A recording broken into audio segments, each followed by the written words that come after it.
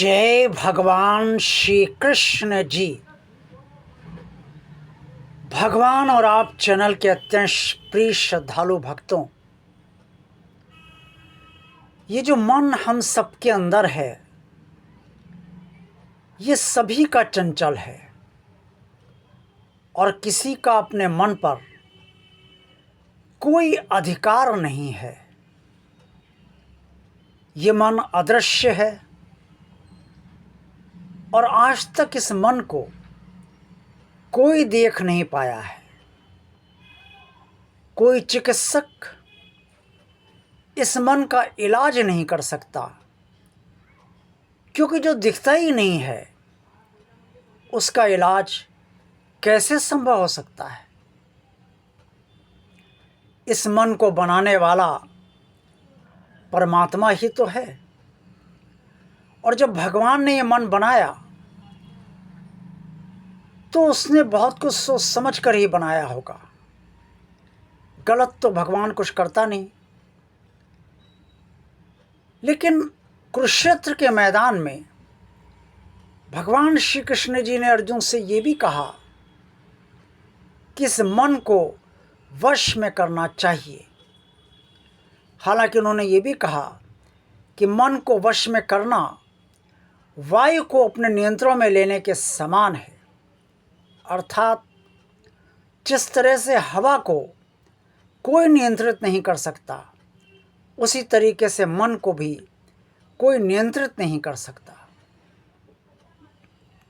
एक तरफ तो भगवान ने ये कहा, जो श्रीमद् भगवद गीता में स्पष्ट तौर पर वर्णित है, दूसरी तरफ भगवान ने मन भी बनाया।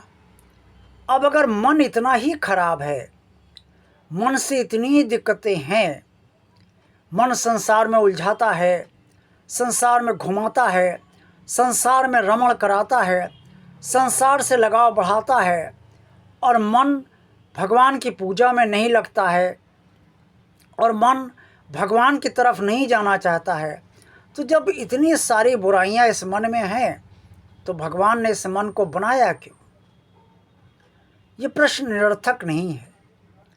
ये प्रश्न अवश्य उठता है भगवान के ऊपर आरोप लगाने के लिए नहीं, बल्कि जानने के लिए कि मन की महत्ता क्या है, क्यों मन भगवान ने बनाया।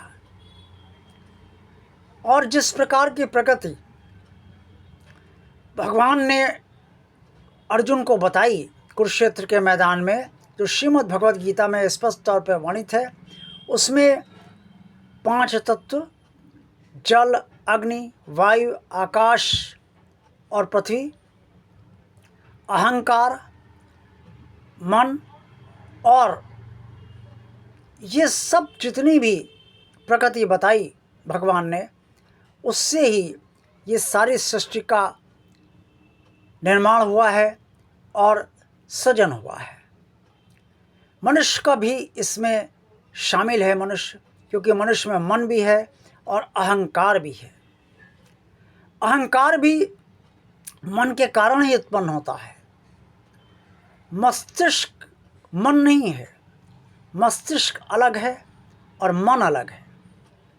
मस्तिष्क मन पर नियंत्रण कर सकता है और करने का काम भी करता है। मन जो चाह रहा है वो सही है या गलत, मन की इच्छा पूरी की जानी चाहिए या नहीं, अगर पूरी की जाएगी तो इसके क्या परिणाम होंगे और नहीं पूरी की जाएगी तो इसके क्या दुष्परिणाम होंगे, ये सब मस्तिष्क तय करता है। अब मस्तिष्क और मन कभी एक नहीं है, क्योंकि अगर मस्तिष्क और मन एक ही होता तो 2 अलग अलग चीज़ें कैसे होती। अब मन जो अदृश्य है उसका कार्य क्या है, क्यों भगवान ने इस मन को बनाया। अगर मन नहीं होता तो प्रिय श्रद्धालु भक्तों, हमारे अंदर इच्छाएं ना होती। अगर मन ना होता तो हमारे अंदर विचार उत्पन्न ना होते। अगर मन ना होता तो हमारे अंदर भाव और भावना ना पनपती। अगर मन ना होता तो इस संसार में हम रह नहीं सकते थे। इस संसार से लगाव ना होता और इस संसार के रिश्ते हम निभा ना पाते। अगर मन ना होता तो हम सबका अपने ही शरीर से जुड़ाव ना होता। ये सब कार्य मन ही तो कर रहा है। इसीलिए कहा जाता है कि मन माया का प्रतिनिधित्व करता है, रिप्रेजेंटेटिव है मन माया का। माया योग माया है, अर्थात माया अपने से नहीं बंधी हुई है, वो योग में स्थित है और पूरे संसार का संचालन अपनी शक्तियों से, जो उसकी मायावी शक्तियां हैं, उससे वो कर रही है।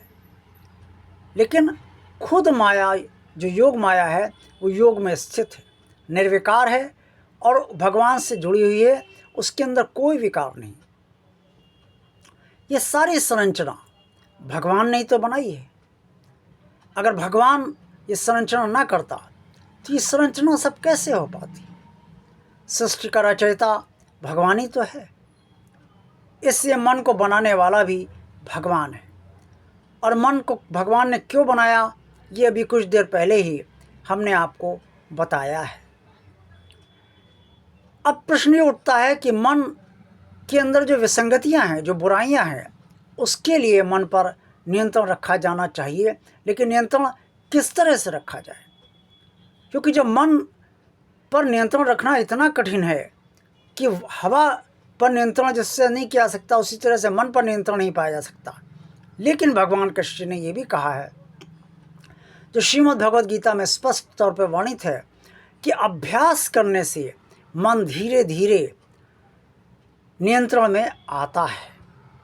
और अभ्यास क्या है?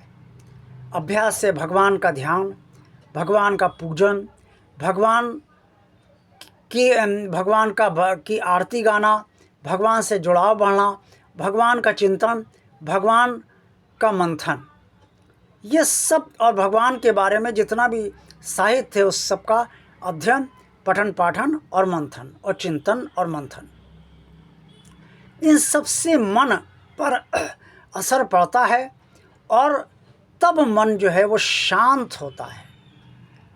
जब मन और स्थिर होता है, जब मन शांत होगा तभी स्थिर होगा। अशांत होगा तो मन अस्थिर रहेगा और शरीर भी अस्थिर रहता है। ये तो आप सबका अनुभव है ही है, मेरा भी अनुभव है, आप सबका भी अनुभव है। इसलिए मन पर नियंत्रण तभी होगा जब हम भगवान का भजन, गुणगान और भगवान से जुड़ाव बढ़ाएंगे। जैसे जैसे जुड़ाव बढ़ेगा वैसे वैसे मन हमारे नियंत्रण में आएगा और जो आत्मा है हमारे अंदर भगवान की दी हुई है, उसका प्रभाव हमारे अंदर बढ़ेगा, उसका आधिपत्य चलेगा और तब मन जो माया से जुड़ा हुआ है वो धीरे धीरे स्थिर होता जाएगा, शांत होता जाएगा। यही एक तरीका है जो भगवान कृष्ण ने सभी मनुष्यों के लिए बताया है। देखते रहिए भगवान आप चैनल। वीडियो पसंद आया तो लाइक कीजिए, चैनल को सब्सक्राइब कीजिए, अगर अभी तक सब्सक्राइब नहीं किया है तो चैनल को ज़्यादा से ज़्यादा शेयर कीजिए, ताकि भगवान आप चैनल से सभी अन्य लोग भी लाभान्वित होते रहें। कमेंट्स बॉक्स में आप सब जो कुछ भी कहना चाहें वो अवश्य कहिए। आप सबका कल्याण हो। जय भगवान श्री कृष्ण जी।